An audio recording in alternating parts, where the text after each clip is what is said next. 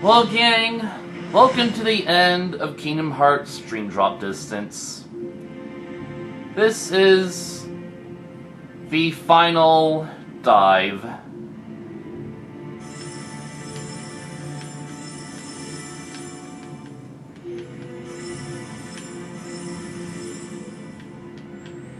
What? Okay, seriously, how did I miss all those weird angles? And if you look at those little circular panels, you can see all the, you see a bunch of flashbacks of Sora's happy days. Also, watch out for the anti-Soras. They're always a thing. They're in Kingdom Hearts 3, Kingdom Hearts 2, Kingdom Hearts 1... Well, in 3 and 2, that you can turn into anti-Sora, but... Okay, now they're, freaking, So with the Kingdom Hearts 2 Soras, we had to attack them. Either way, that wasn't too hard.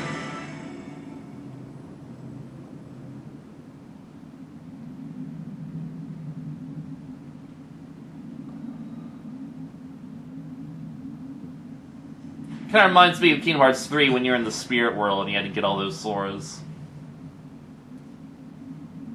This abyss. Am I in Sora's dream? Oh.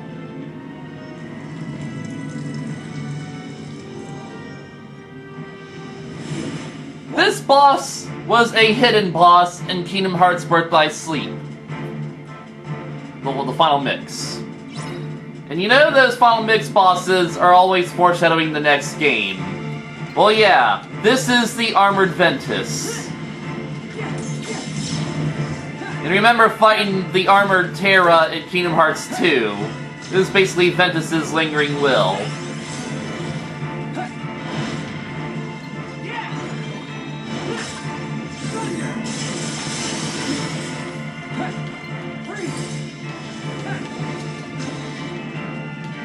But all he is now is just a massive darkness. But massive darkness won't let me fucking heal. Oh, and we don't have our Dream Eaters either. Of course we don't.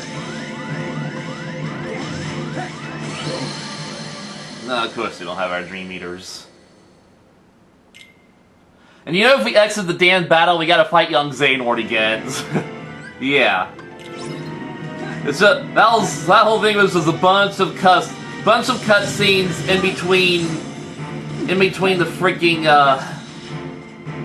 boss fight phases. On the bright side, we can use flow motion here. Okay, we do have our Dream Eaters. They're just they just go missing when it turns all white.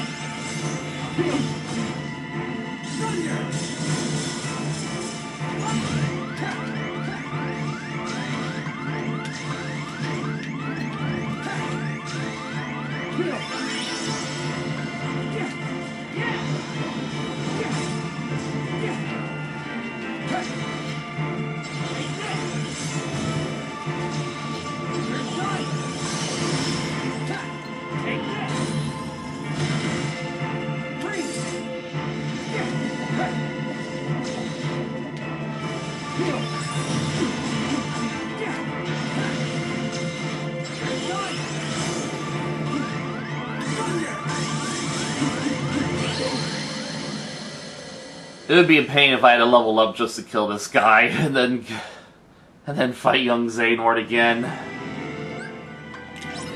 Well, I mean, if I beat him once, I can probably beat him again at a higher level.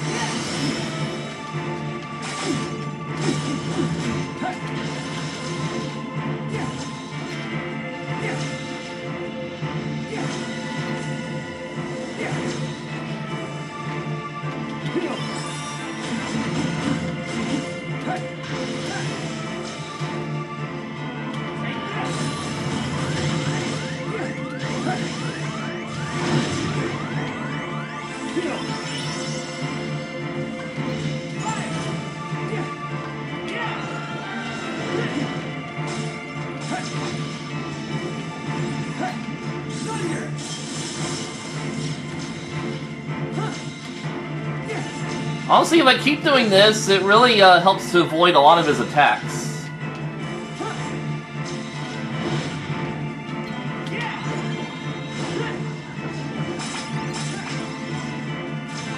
Then I could just keep waiting for my other attacks to recharge.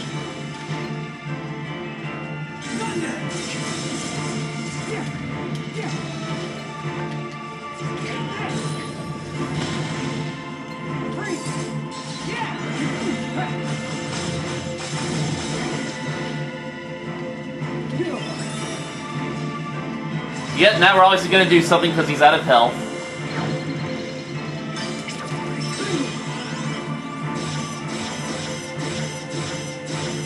Okay, I'm just spamming the X button apparently because we're doing Nightmare Clash.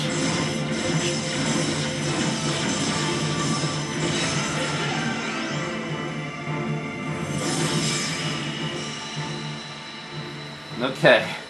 I was a bit worried there because I didn't remember what was going to happen, but that was pretty simple. So yeah, that's the final boss. Game over.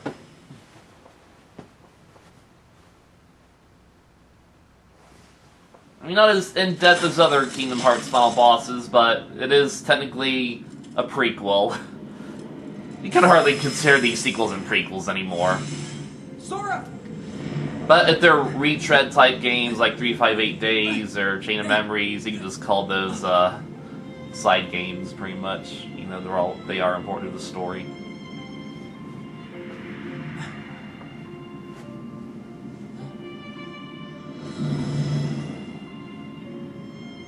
I'll find you, Sora.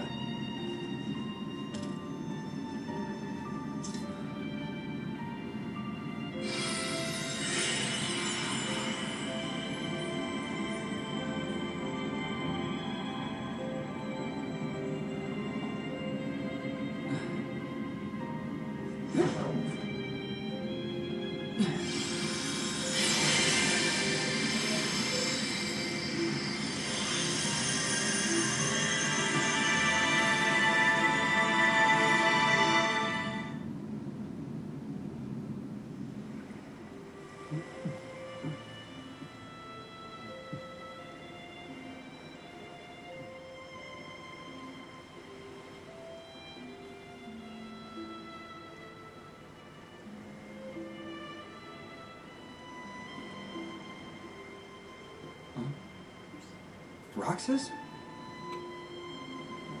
What is it that you're so afraid of? Huh?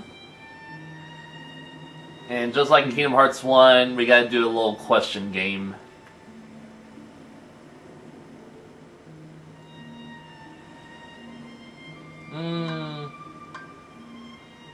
Getting trapped in darkness. Getting trapped in the darkness.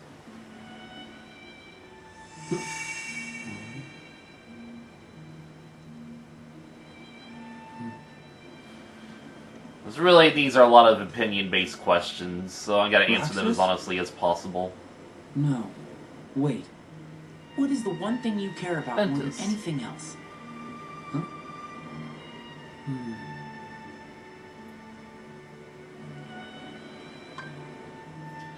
Huh? Depends on who you call close friends, to be honest. This statement means nothing to me. And I'm not really good at protecting others, so... my close friends, why not? My close friends? They're very limited options, to be honest. What is going on? Huh? Sora!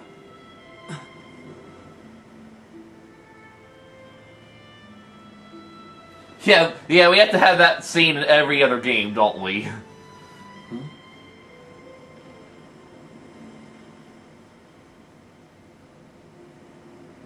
Who are you? Riku, what do you wish? More questions. You wish for more questions. We're gonna get more questions, because Kingdom Hearts 3 sure doesn't answer everything. I wish... Or something important to heal the pain from the past. To be honest, you can only live with pain from the past, so, it's very hard to heal. Sometimes you just gotta live with it and it makes you stronger. Recover something important. I can relate to Something that. important that I lost.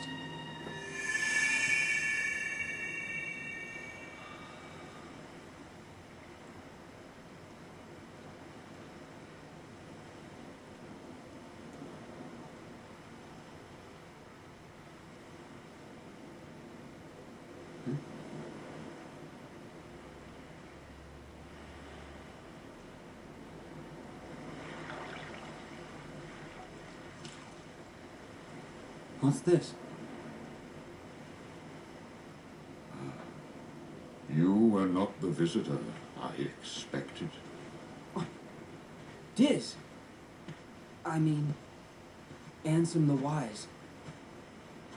What are you doing here? Perhaps I wanted to atone for events of the past, even if no apology can undo the harm I have wrought. I felt that I ought to leave at least something behind. So I digitized myself and my research and hid them within Sora. So this is... data? Yes. A clue, I hope, to finding yourselves or your lost friends in your hour of need. The heart has always been quick to grow. Each exposure to light, to the natural world, to other people, shapes this most malleable part inside of us. Nobody's are not different from us in that manner. Sora was the only one able to return to his human form without destroying his nobody. That is a statement to the love in his heart for other people and the bonds that tie them together. Perhaps he has the power to bring back the hearts and existences of those connected to him, to recreate people we thought were lost to us forever. Our most precious treasures. Even an empty puppet, the trees of the forest, and the petals on the wind. There are hearts around us everywhere we look. And it does not take superhuman powers to see them. Surely we remember as children the way our hearts made everything seem so shiny and perfect. Sora has a heart like that, uncorrupted, willing to see the good before the bad. When he sees the heart in something, it then becomes real. When a connection seems broken, he may have the power to mend it. He has touched countless hearts. He has accepted them, and he has saved them. And some of those hearts have never left him, whether they fell into darkness or were trapped there, whether they sleep in the darkness of Sora's heart, or were welcomed into its warmth. They can be saved. All Sora needs to do is be himself and follow wherever it is that his heart takes him. It is the best and the only way. The rest is in there. All right. Thanks. Thank you. Of course. Now, why is it that you are here? I kinda need to wake Sora up. Don't tell me he's gone to sleep again. Yeah. What'll I do with him? What, indeed? Never fear. Sora is safe. Huh? He's not here. You see, by defeating the nightmare imprisoning Sora, you freed him. You mean the Sora wrapped in that black phantom? Then you came here, and you were questioned by 3 young people. That was the final key to awaken you. Sora is awake. You can go home now. Really? Thank you.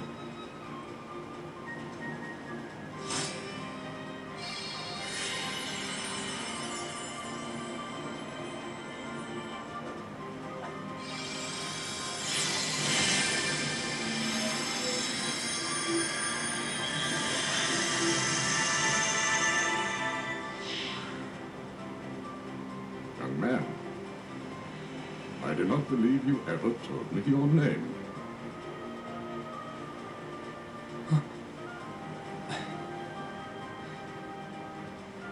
It's Riku.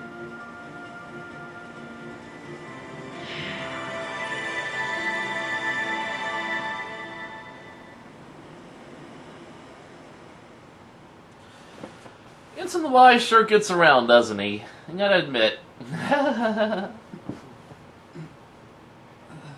Riku!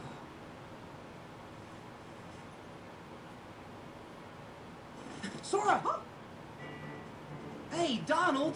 Come on, you're hogging it all. Calm down, Sora, and we'll get you. Gosh, it sure is yummy. Hey! Riku! You're safe! Riku! Wait, haven't we got this backwards? And why are you having a tea party? You're safe, Riku! Big Mom's birthday. Oh my god, tomorrow's... You okay? Like, today is Valentine's Day, and tomorrow is February 15th, and that's Big Mom's birthday in One Piece. Oh, well, that's actually really hilarious. I could hear your voice the whole time. Thanks, Riku. Thanks, everybody.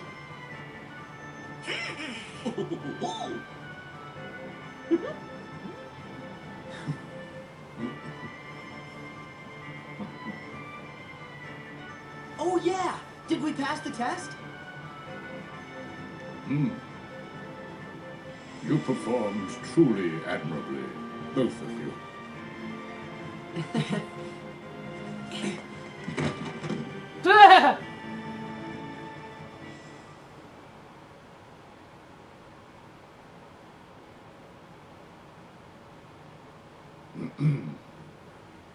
More than anything, I am grateful to have you both back from Xehanort's deception unharmed. And I am grateful to Lee, whose spontaneous actions turned the tides. I am also deeply sorry for failing to perceive the danger and throwing you headlong into a perilous test. This experience has revealed many hidden truths, and we must gird ourselves for the great clash with darkness that lies before us. I believe we need a new Keyblade Master, one with a new kind of power. Sora and Riku, you both deserve the honor. However, one of you braved the realm of sleep again to unlock the final keyhole and save a friend. Riku, I name See that? you our Okay, that whole new thing is kind of true unfair, to be Keyblade honest. Master. Like, it wasn't Sora's fault that he got trapped and Riku had to dive in and save him. Like, would this have been originally part of the test? With flying colors. This is just so awesome. Sora didn't have a chance to Gee, Sora, didn't have a you're chance to acting do like that. You this fast. I told you Sora still needed some practice. Hey. Really? I'm a Keyblade Master? I mean, I'm all for the main protagonist not having everything go his way, Congratulations, Riku. because it makes him more relatable. But logically speaking, he should have passed that test, because he unlocked the sleeping keyholes. I owe it to my friends. And the whole thing with Riku having to dive in and save a friend, that just happened because Yen Sid didn't perceive it. It happened by chance. I mean, I came here to learn It was unexpected, so it's just not fair.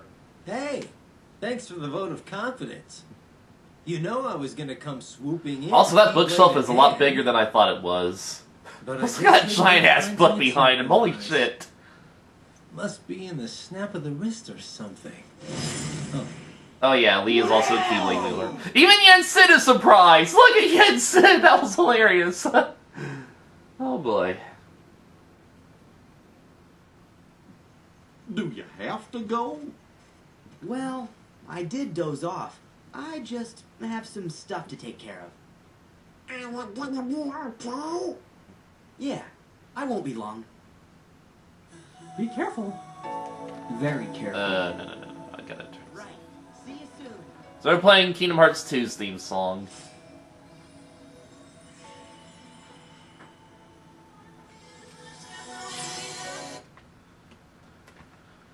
Yeah.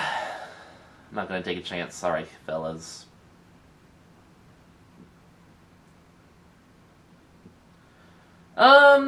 So that was Kingdom Hearts Dream Drop Distance. So, what do I think of this game overall? I mean, for not being considered a main game, it's good. It had some new worlds. It reused Traverse Town and World That Never Was, but it did have some new worlds. The music was definitely fantastic, and I did use plenty of songs from this game in my own Gameverse saga. And yeah, and this is definitely one of those Kingdom Hearts games where if you just decided to play it first, you would have no idea what's going on, and you just wouldn't appreciate the continuity and the storytelling. So it's definitely a requirement that you play the previous games to understand all this. I like the enemy designs. They're as creative and diverse as always. Flow motion, it's a nice mechanic, but it's really overpowered. And I'm glad they brought it back in Kingdom Hearts 3, but toned it down, but like a lot. It was so toned down that I barely even used it. Yeah, that's the thing. I like how even though Sora always restarts at level 1 in each game, you still feel like he's getting stronger. In Kingdom Hearts 2, he moves faster. In Dream Drop Distance, he can do flow motion, and that carries over to 3. And he always gets more unique abilities in his arsenal around the start, so you definitely tell he is getting more powerful.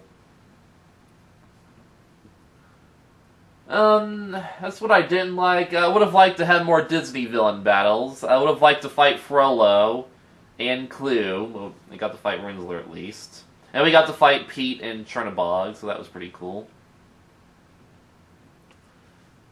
I'm more or less disappointed we couldn't fight Frollo. That would have been fun. And we do kind of fight Frollo in the Gameverse saga, in the Legend of the Seven Lights, because he's one of Hans's minions.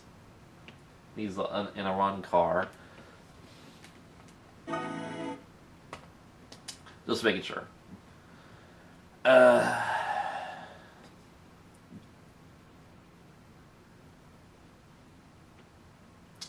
And I kind of already gave my thoughts about the overall Kingdom Hearts series, like, you know, the Musketeer world. I was discussing what I wish, like, Nomura would take more creative control in designing the Disney worlds, not being too dependent on their canon identities, canon selves. Now, it's really not my favorite Kingdom Hearts game here, but it is, it's generally a good one. And yes, Ben Diskin. Yeah, Ben Diskin, the voice of Nigel Uno, #1 from Kids Next Door. He's young Xehanort. Leonard Nimoy Xehanort. James Patrick Stewart. Okay, I know for a fact that's not the same as Patrick Stewart. Because, and Aaron Span was Joshua. So I know Patrick Patrick Stewart, he has a very recognizable voice, but James Patrick Stewart is a completely different person. Maurice LaMarche and Phil LaMarr were in this game. Oh, and Kevin Michael Richardson. Who did Michael Richardson voice? Because he's got that Trigon voice. Oh, I should know. I should know who Michael Richardson voices. I gotta think back and try to recognize his voice.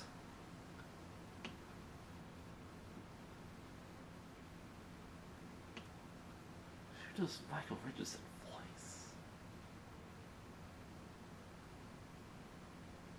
Yensid? I miss Yensid. Okay, look right there. See where it says Traverse Town? It has Julius under its name. Yeah, obviously they're naming all the characters. They're listing all the worlds and the characters that belong to them. And they listed Julius under Traverse Town. Yeah, that kind of hints that there's another character in this game that we haven't met. Not only is it another character, it's a hidden boss. Yes, there is a hidden boss in this game, and I think he awakens after you beat the main game. I don't know if he awakens earlier. But yeah, if you go back to Traverse Town, you can fight a hidden boss. Am I gonna fight the hidden boss? Actually, we're at the end of the song. I don't fucking care at this point. So am I gonna fight the hidden boss? Yeah, I'm just gonna show you what he's like. I'm probably not gonna beat him. You have to be pretty high level. I don't think I was at level 99 when I beat Julius. But either way, I'll give him a shot. So here's a little mini game you can do during the credits.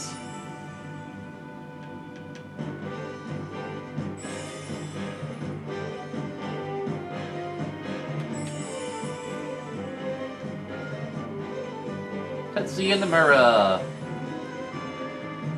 I don't remember what this unlocks. But either way, I already know the secret video of this game just from doing critical mode. And the secret video basically shows that they're bringing in a new Keyblade wielder, and it's Kairi. And then I'm like, ooh yeah, Kairi's gonna learn to use a Keyblade, Kingdom Hearts 3 is gonna be cool. But then I was disappointed because Kairi was absolutely useless in Kingdom Hearts 3.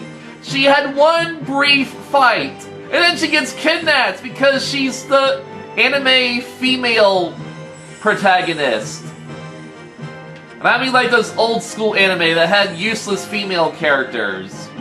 Like Orihime from Bleach, Sakura from Naruto, Bulma from Dragon Ball, and the one girl from Yu Yu Hakusho. I don't remember her name, but she's basically a useless female. But now Kairi, she's a useless female of the Kingdom Hearts saga.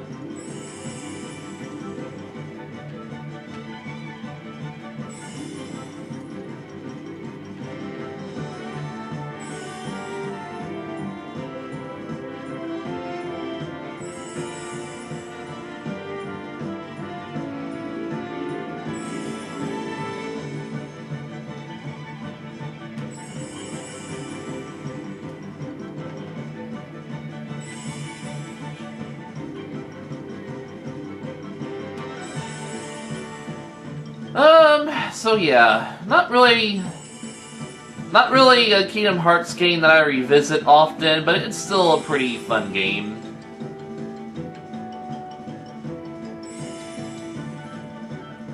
But like other modern Kingdom Hearts games, the worlds are just feel too simplistic. I mean, they are bigger, I like that, but they still feel too simplistic. Kingdom Hearts 1 had a lot of puzzle solving in its worlds, and the collectibles were hidden in creative ways. Plus there's backtracking involved in Kingdom Hearts 1, so I kind of wish they just go back to that formula.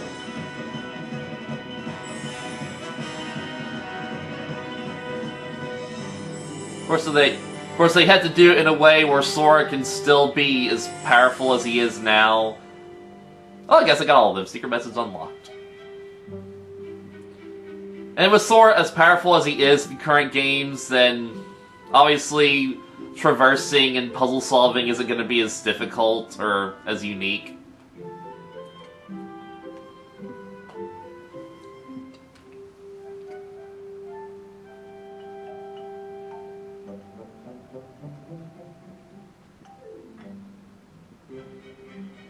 definitely know what the hell the credits are doing now. This.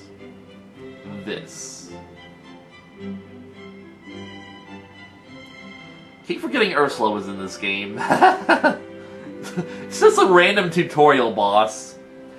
Maybe they just think we're getting tired of seeing Darkseid, so they threw in Ursula.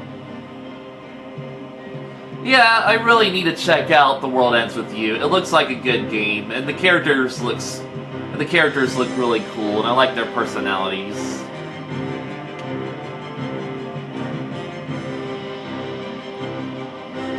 I really like the music for Notre Dame World. It was really epic, and it really captured the atmosphere of that world. And Prankster's Paradise had my favorite music. It's just a really wonderful track to listen to. But Monstro, I mean, I like that they added variety to Prankster's Paradise, but I just don't care for Monstro.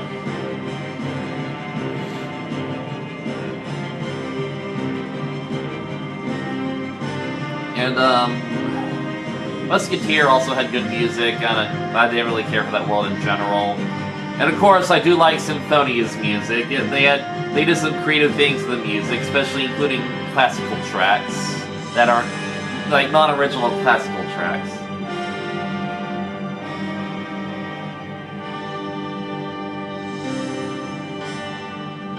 As far as my top 3 worlds based on their music, it'd be Prankster's Paradise, Notre Dame, then Symphonia.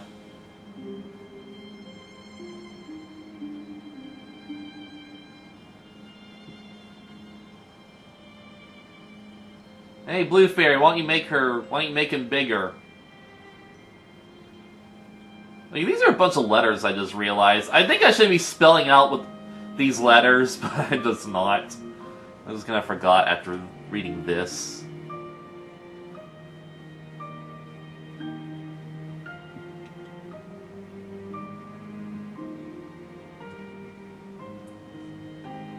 That looks like they're spelling Kingdom Hearts. I had to wonder though, like, since we awoke all these sleeping worlds, that they are going to come back. Like in a later game. Of course, by then, they had to have an original story in that world. They already ripped off the movies. Maleficent does nothing, as always. She did nothing in this game. Pete did something, but only in the Musketeer world. We kind of got to see how Pete began his fall into depravity. But he still had just a bit of redemption left, and then in Birth by Sleep, he's just causing trouble at the amusement park, and that seals his sentence to the Dark Dimension. Just think, Mickey, like either Mickey or Minnie sent Pete to the Dark Dimension in Birth by Sleep, so obviously Mickey does have ties to the darkness. And now I'm going into Game First territory here when it comes to Mickey Mouse, because Mickey is a villain in my new stories.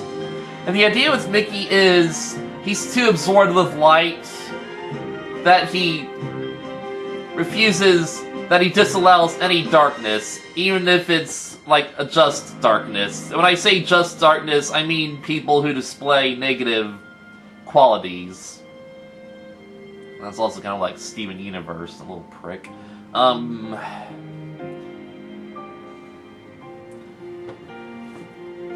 This is like Mickey is just super just in his actions, that he's blinded by his own light, basically. It's the dark side of light. And that's another thing I have to criticize with the Kingdom Hearts series, is it just feels too one-sided in this light versus darkness battle. They always gotta establish that light is good, darkness is evil, don't fall into darkness. And I know that they have characters like Riku, who fell to darkness, but he learns to embrace his darkness and use it for good. But even then, it just feels too one-sided. Like, they need to They need to make it more clear that too much light is just as bad. And that's what Smash Bros. Ultimate did. Like, you couldn't have too much light or too much darkness. Like, and in the end, you had to kick both their asses. Get them back into place. The neutral route, the balance, is always the best route. I guess I have to read that.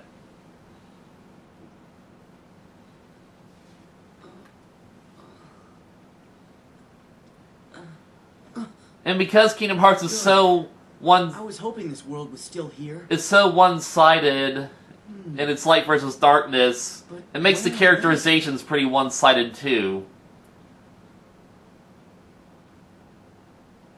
And it never takes, and in that regard, it never takes the time to flesh out the relationships properly.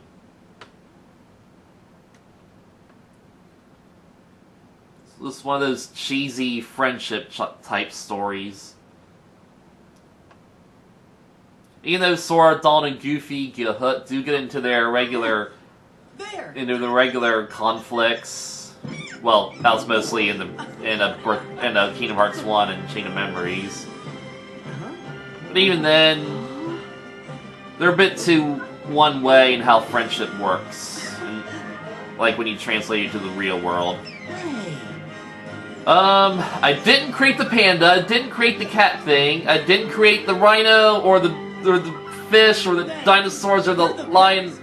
I didn't create 90% of these things! Where are they all coming from? Why are they all my friends? Seriously. Okay, this scene is new! This scene is new! I remember the Dream Eater scene, this scene is new. So we're at Castle Oblivion now.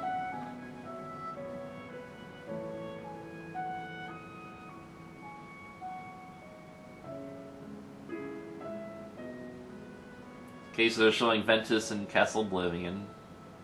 And he's smiling. Yeah, not really an important scene. We kind of already knew that.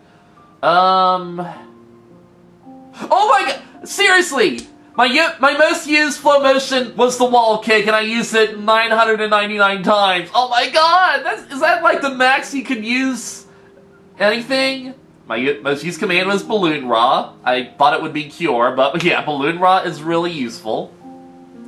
I killed 1,411 enemies. I got 46% overall. And it only took 14 hours. Yeah, it's a definitely,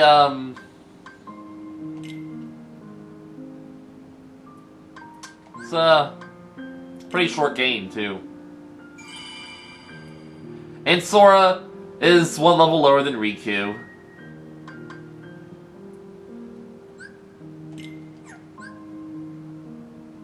Yeah, but yeah, that's the thing. Okay, now I can do critical mode. I already played critical mode, so I'm not gonna do it.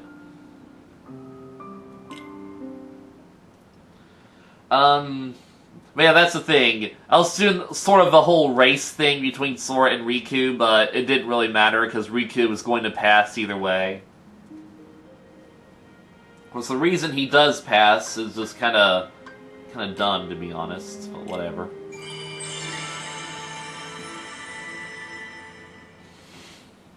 So yeah, take note that Sora did return to Traverse Town, so obviously there's something else we can do in Traverse Town.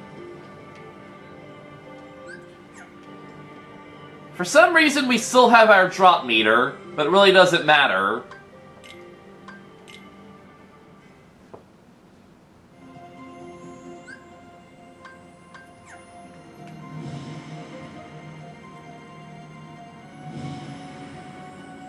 I don't see why they make us still use the drop meter. Why don't they just let us choose who we want to play as? And drop whenever we want.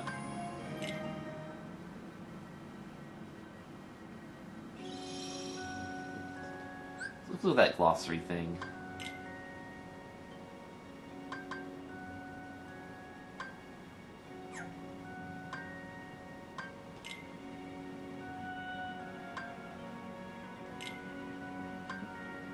What's the secret message?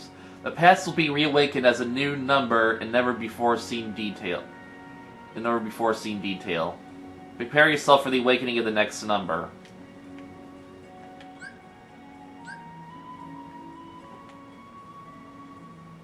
Never before seen detail. Okay, yeah, I guess they're obviously talking about Kingdom Hearts 3.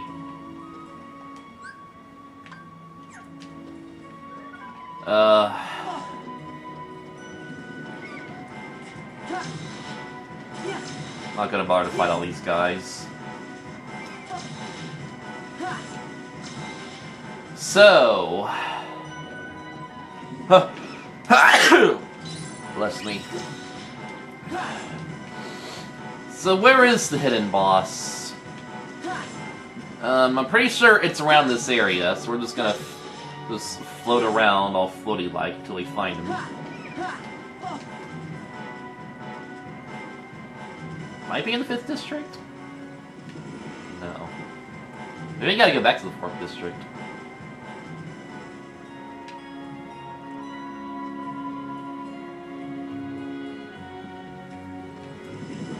Oh no. Apparently we can just come into Riku's area. That's a bit weird. Well, yes, that means there's some chests in here, of course.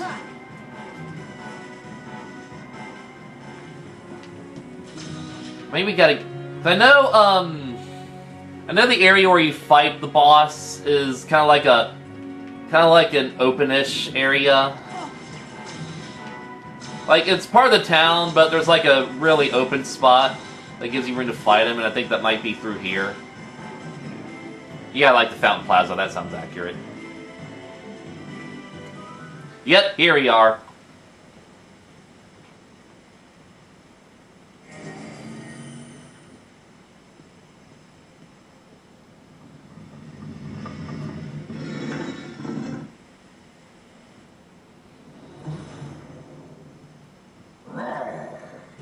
Who are you? Yeah, it obviously looks like Pete, doesn't it? Even has the peg leg like Pete did.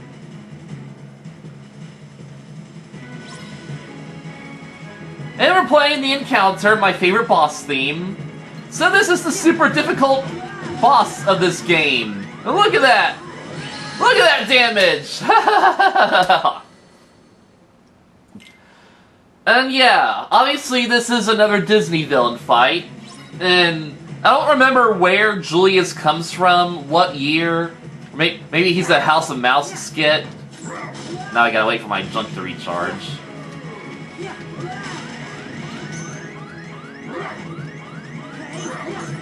Look at that tiny little damage I did to him! Look at that tiny little damage! I really don't know what level you have to be to stand a chance against this dude, but there's no way I can fight him the way I am now.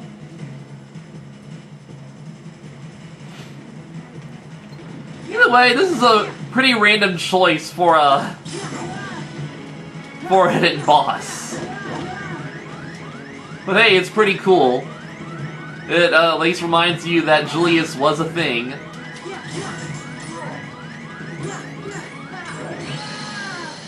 But anyway, this has been Kingdom Hearts Stream Drop Distance. I'll see you later. Let's let Sora lay there dead.